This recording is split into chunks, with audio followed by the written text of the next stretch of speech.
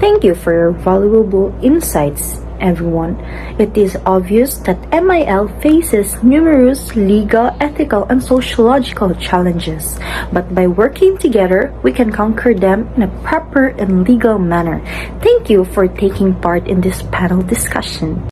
One is the most difficult challenges in MIL is to spread the fake news and disinformation. We must ensure that people have skills to identify to conflict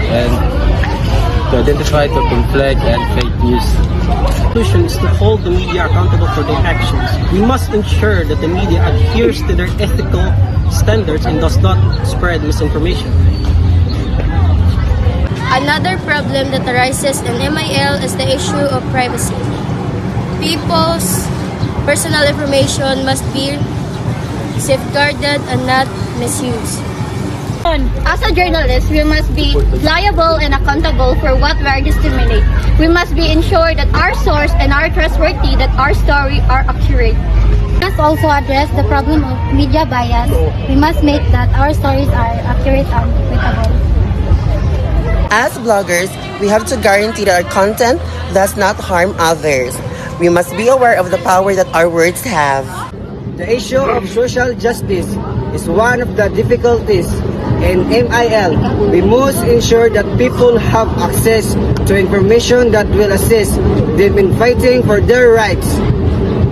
Educators, we must ensure that our students have the skills needed for success in the digital world. We must teach them to be critical thinkers and discerning information consumers. IT professional, we must ensure the MIL laws are up to date and they are applied fairly. We must be aware of the social impact of our product and take steps to mitigate any negative consequences. Enforcement, we must be aware of the impact that social media can have on crime.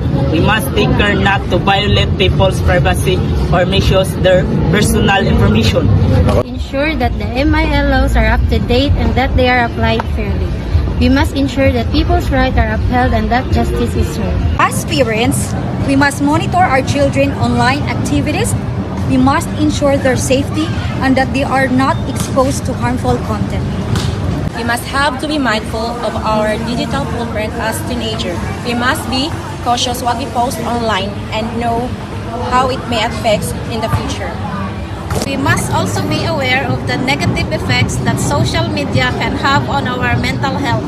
We must be aware of how much time we spend online and what we expose ourselves to.